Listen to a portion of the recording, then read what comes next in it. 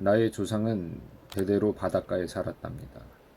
그래서 나도 바다가 못 견디게 좋았는지 모릅니다. 밤낮 없이 출렁대는 바다는 내게 있어 어머니의 품같이 다정한 곳이었고 또 즐거운 놀이터이기도 하였습니다. 어려서부터 조물애기 동무들과 바다가 모래성을 쌓기도 했고 얕은 바닷물에 뛰어들어 물장구를 치며 놀기를 무척 즐겼습니다. 철이 들면서부터 나는 친구를 가릴 줄도 알고 몰래 사귀는 사람도 생겼습니다. 어느 해 여름 나는 그 처녀와 함께 일부러 가까운 바다를 두고 먼 바다로 해수욕을 갔었습니다. 남모를 사람들 틈에 섞여 맘 놓고 한여름을 지내보려고 해서였습니다. 지금도 눈앞에서 난 그 처녀의 날씬한 몸매, 희리인 살결, 나는 그 처녀를 이너라 불렀습니다. 나도 남만 못지않게 헤엄을 잘 쳤지만 그 처녀는 나보다도 무척 더 헤엄을 잘 쳤습니다. 바닷가 모래밭에 나란히 앉아 우리는 어린아이 모양 모래 장난을 하다가 둘 중에 누가 머리에 모래를 뿌리곤 먼저 바닷물로 뛰어듭니다. 그러면 남은 사람이 역시 뒤쫓아 바닷물로 뛰어듭니다. 정말 바다는 즐거운 우리들의 놀이터였습니다. 그러나 그해 여름이 다 가기도 전에 나는 혼자 그 바닷가를 떠나지 않으면 안 되게 되었습니다. 그 처녀는 자기의 헤엄 잘 치는 재주를 믿고 바다로 자꾸 헤엄쳐 가버리고는 영영 다시 돌아오질 않았습니다. 정말 그 처녀는 인어의 피를 받아가지고 태어난 것이나 아닐까? 이런 생각까지를 하게 되었습니다. 수십 척의 배들을 동원하여 별별 수단을 다해 찾아보았으나 그 처녀의 시체는 나타나지 않았습니다. 그 뒤로부터 나는 헤엄치기를 좋아하지 않았습니다. 아니, 바다까지가 싫어졌습니다. 그러나 한여름이 오면 또 바다를 찾지 않고는 견디지 못했습니다. 나는 해마다 잃어버린 그 처녀를 생각하고 또 그 바닷가를 찾아가곤 하였습니다. 한여름을 바닷가 모래밭에 앉아 우두커니 먼 바다만을 바라보는 내 심정이란 무어라 형용할 수 없이 안타까웠습니다.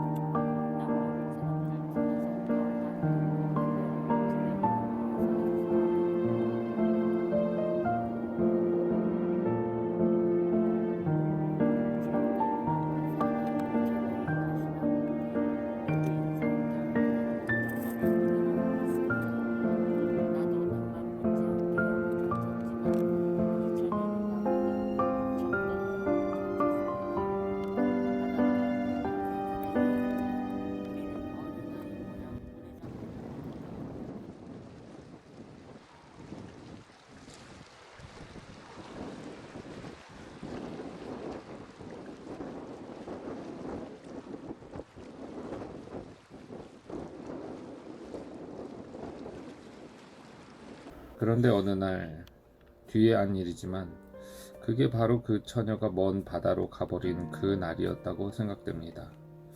내가 바다 쪽을 바라보고 있노라니까 저쪽 먼 바다로부터 누가 날 오라고 손짓하는 것이 아니겠습니까?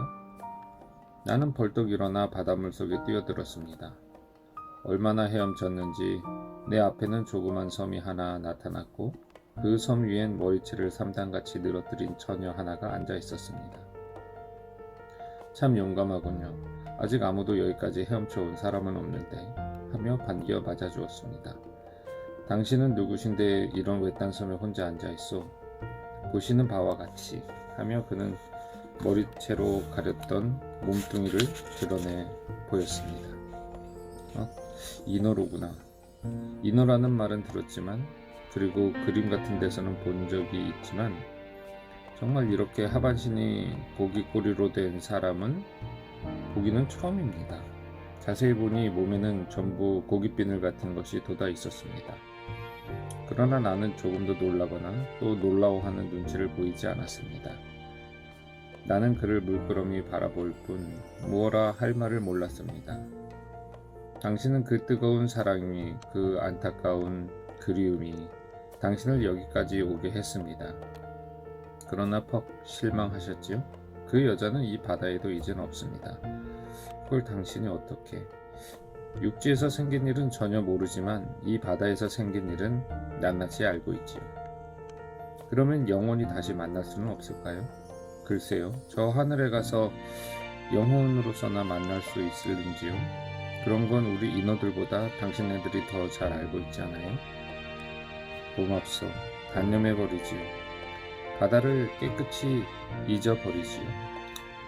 정말 잊을 수 있어요? 그럼 어쩝니까? 그 텅 빈 자리를 무엇으로 채웁니까? 눈물과 한숨을 가득 담아두지요. 아휴, 가엾어라. 제가 가르쳐 드릴까요? 그보다 훨씬 좋은 방법을? 나는 인어의 얼굴만 물끄러미 쳐다볼 뿐 더 말하지 않았습니다. 제 소원을 이루어만 주신다면 저는 반겨 당신의 사랑이 되겠어요. 그 소원이란? 날 사람이 되게 하여 주세요. 당신이 오랫동안 기다리던 그런 여인이 되게 하여 주셔요. 사람이? 여인이? 나는 그의 말을 되풀이했습니다. 그러나 나는 그런 문제보다 하나 더 큰 것이 있다고 생각했습니다.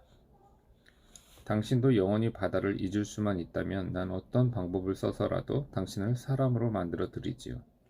전 이제 바다가 싫어졌어요. 바다란 너무 쓸쓸한 곳이에요. 그렇지만 바닷속엔 산호며 진주며 수많은 어족들이며 해초들이 있지 않아요? 땅 위에 꽃에 묻지 않을 그런 아름다운 것들이 얼마든지 있지 않아요? 그런 게 무슨 소용이 있습니까? 사랑하는 일, 사랑을 받는 일, 그것밖에 더 귀하고 큰 게 어디 있어요? 그렇기는 하지만 나는 다시 바닷가로 헤엄쳐 나왔습니다. 그리고 며칠이고 그 인어 아가씨를 잊으려고 애를 썼으나 도무지 잊을 길이 없었습니다. 그럼 어떻게 하나? 단 한 가지 길밖에 없었습니다. 그것은 인어 아가씨를 정말 사람으로 변하게 하는 법을 연구하여 그 보기 흉한 비늘과 고깃꼬리를 예쁜 사람의 몸뚱이와 날씬한 두 다리로 바꿔야 했습니다. 그러나 그것은 인어 아가씨를 잊기보다 더 어려운 일이었습니다. 얼마를 두고 골똘했던지 내게는 그야말로 우스꽝스러울 만큼 엉뚱한 지혜가 생겼습니다. 마침내 나는 용기를 내어 그 방법을 실험해 보기 위해서 다시 인어 아가씨가 있는 섬으로 헤엄쳐 갔습니다. 왜 오랫동안 오시지 않았어요? 당신이 그리워 죽어버리고 싶었어요. 당신을 데려갈 방법을 생각하느라고 그랬지요. 그럼 오늘은 데리러 오셨어요?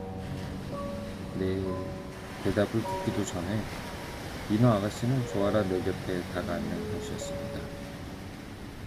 자신은 없지만 내게 있는 슬기를 다 짜내어 생각해낸 방법.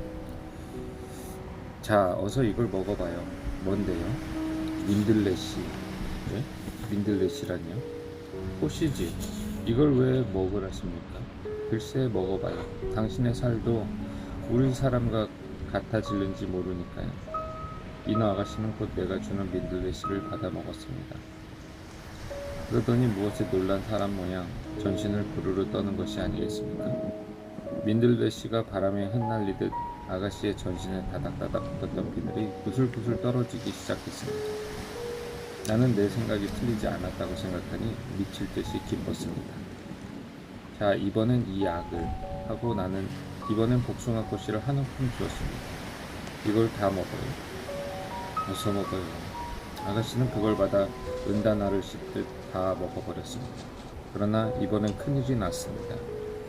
아가씨는 그만 술 취한 사람 모양, 아니 독약이라도 마신 사람같이 곤두박질을 하는 것이 아닙니까?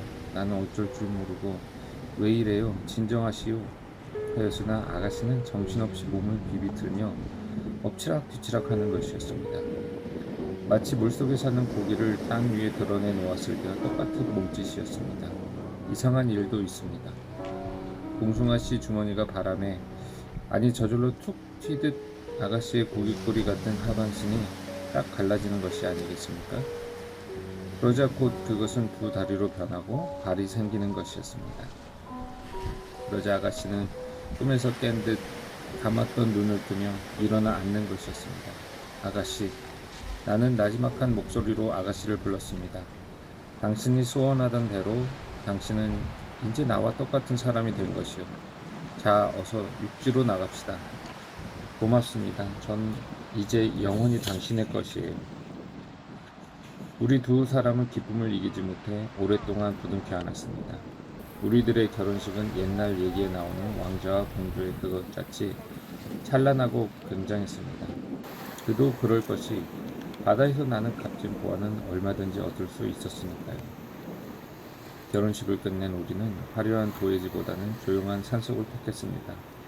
그 하나의 큰 이유는 나는 내 아내에게 영원히 바다를 생각하지 않게 하기 위하여 여름이고 겨울이고 산속에서 살리라 혼자 마음속으로 정해버린 것입니다.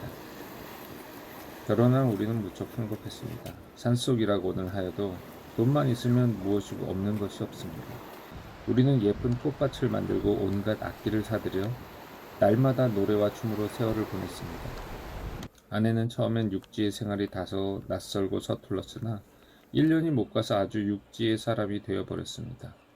그 삼단같이 기다란 머리는 예쁘게 잘라 온갖 장식품으로 치장하여 반짝였고 옷도 가지가지 원색으로만 바꿔 입었습니다.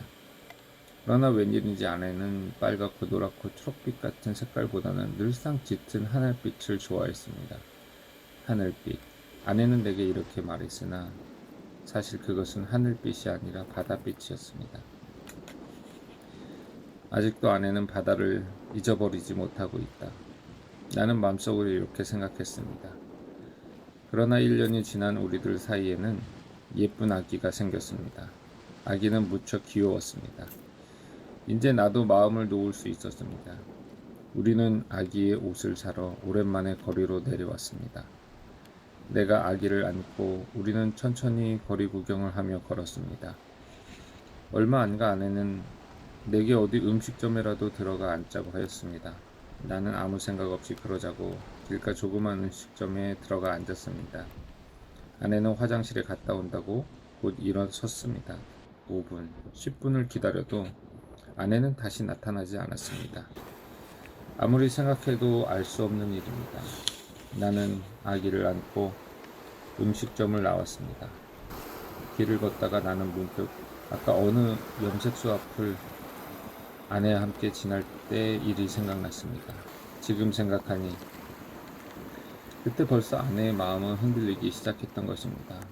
염색소 2층엔 진한 하늘색, 바다색 물감을 들여 늘어뜨린 수많은 피륙들이 바람에 나부끼는 것을 보고 아내는 갑자기 바다를 생각했을 것입니다. 그리해서 그냥 단숨에 나와 아기를 버리고 바다로 달아나 버렸을 것입니다. 굳이 다시 아내를 찾아 바다로 갈 필요는 없다고 나는 생각했습니다. 아기와 나를 합한 사랑과 바다, 그것과 어느 쪽이 더 무거울까? 그것을 저울질하고 아내는 다시 산으로 돌아오든지 영원히 안 돌아오든지 할 것이지 내가 찾아가 사정할 따위 일이 아니라고 생각되었기 때문입니다. 아기를 데리고 나는 다시 산속 집으로 돌아왔습니다. 아기는 유모를 만났기 때문에 아무 일 없이 잘 자랐습니다. 한 해, 이태. 나는 아기가 자라면 자랄수록 어머니를 닮아가는 것 같이 느꼈습니다. 그러나 나는 아기 어머니를 영영 바다와 함께 잊어버리리라 이를 갈며 다짐했습니다. 그러나 지금이라도 아기와 나를 찾아 아기 어머니가 돌아만 온다면 나는 반겨 맞아 주어야 하겠다고 생각했습니다.